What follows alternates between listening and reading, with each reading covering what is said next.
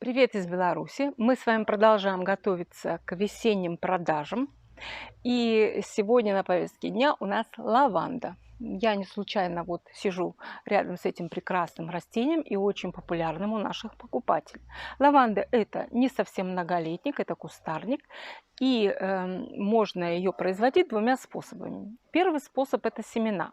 Но сразу предупреждаю, любительские семена в упаковочках не берите. Купите профессиональные. Да, отсчет профессиональных семян в основном идет от 100 штук, но поверьте, что вы не пожалеете, потому что тут есть одна такая тонкость, что лаванда плохо всходит. Кто уже сеял из вот этих любительских пакетиков, тот знает. Профессиональные семена лаванды всегда идет там пометка Prime семена.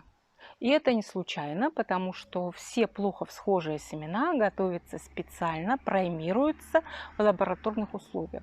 То есть идет гидратация, ну, небольшое количество воды добавляется, и чтобы пророс вот этот вот зародыш, но чтобы не пророс корешок. И вот, когда зародыш только начинает прорастать, опять семена высушиваются и в этом виде отправляются покупателю. Таким образом, схожесть семян повышается. И вот я вам все-таки советую брать такие семена Prime. Эти семена, их особенность в том, что их надо высадить в тот же год, в который вы их купили. Как другие семена, мы их не оставляем на второй год и не храним. Они плохо хранятся и теряется очень сильно всхожесть. Поэтому высаживать их лучше в первый год сразу. Даже если вам такое количество лаванды не понадобится, уверяю вас, что вы всегда найдете выход, как ее продать на следующий год. Это несложно. Кустики лаванды непроданные можно прикопать, и таким образом они у вас хорошо перезимуют. Если у вас очень суровые погодные условия, очень сильные морозы, то можно сделать воздушно-сухое укрытие еще над лавандой.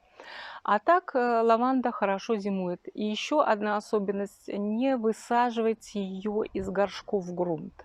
Лаванда не любит пересадок.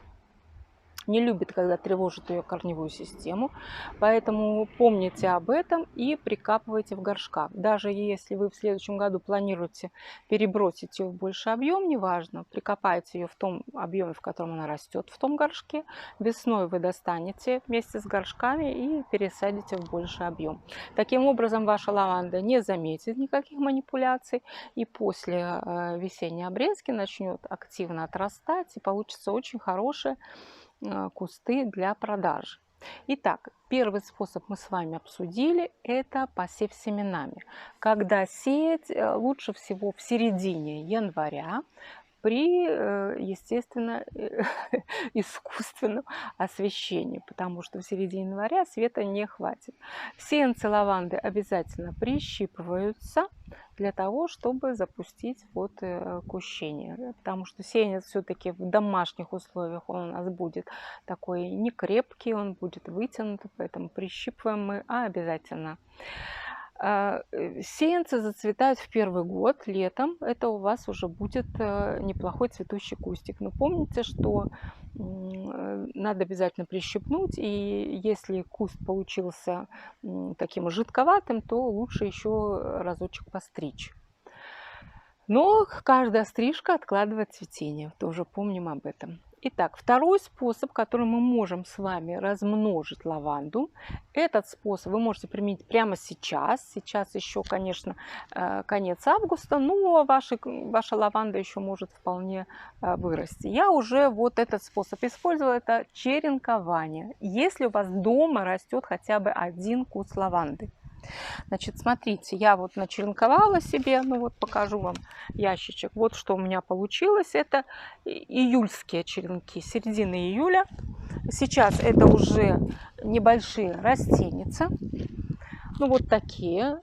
Черенок тоже обязательно прищипывается. Вот уже, видите, корневая система есть. Еще не полностью объем закрыт. Это 200 миллилитров объем.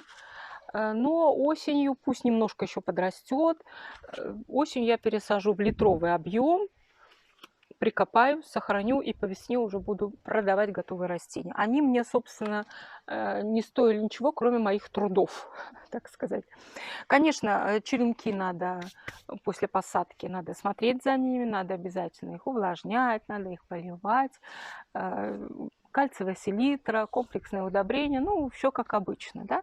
И вы получаете вот такой вот готовый кустик, который хорошо перезимует, и на следующий год у вас уже полно лаванды для продажи. Кстати, некоторые покупатели специально спрашивают, у вас перезимовавший куст или молодой? Потому что больше, кто уже понимает, стараются купить перезимовавший куст лаванды.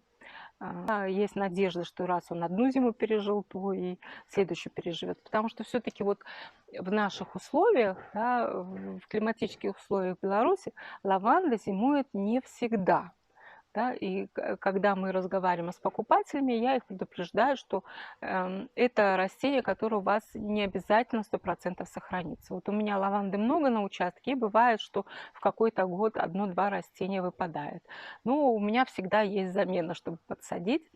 Вот. И еще мы предупреждаем своих покупателей о том, что лаванда поздно выходит после весны, потому что они многие пугаются, что она сидит в таком, знаете, засохшем виде, и им кажется, что она пропала, некоторые даже ее пытаются уже выбросить. Поэтому мы предупреждаем покупателей, что по весне не надо сразу ее выкапывать и выбрасывать, надо подождать, надо ее обязательно постричь, лаванду, и тогда она у вас к лету будет красивым цветущим кустом. Значит, какие берем черенки с куста? Вот смотрите, я тоже брала с цветущего куста. Мы, конечно, вот эти цветущие не берем. Мы берем зеленый черенок, молодой черенок. Тот, который такой, знаете, мягкий. Вот. Без цветочной, да, без цветочных почек мы берем. Вот такой мягкий он должен быть, он должен гнуться, да. Зеленый череночек. Можно нижние листья оборвать у него. Обязательно применяем укоренитель, любой, который у вас есть, и делаем тепличку. Таким образом у вас получается бесплатный материал.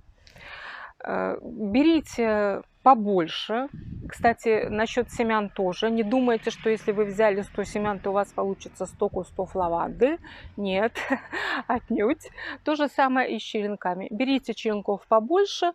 Да, укореняется не все, но материала много, материал бесплатный, поэтому чего его жалеть.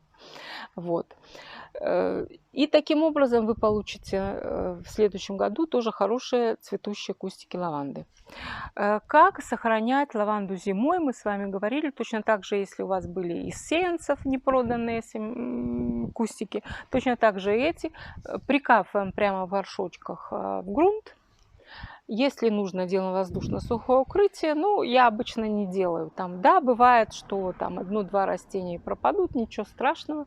Да, мы должны с вами привыкнуть к потерям. Это неизбежно. Мы работаем с живыми растениями, да, не с искусственными, которые можно сложить где-то в шкаф. Поэтому это нормально. Главное, чтобы выпады были небольшими. Естественно, что участок для зимовки лаванды должен быть сухим. Вода не должна стоять над вашими растениями. Ну вот, наверное, единственное условие, потому что само по себе растение, оно хорошо переносит засуху, поскольку у него такой светло-сизый лист, это указывает на то, что растение не нуждается в обильном поливе и хорошо переносит засушливые времена. Итак, если у вас в ассортименте еще не было лаванды, обязательно ее добавьте. Время еще есть подумать об этом. Это будет дополнительным заработком, это улучшит ваш ассортимент и привлечет больше покупателей. Не забудьте поставить лайк, это бесплатный эквивалент «Спасибо». Но у меня на сегодня все, пора прощаться, до свидания, надеюсь, до скорого.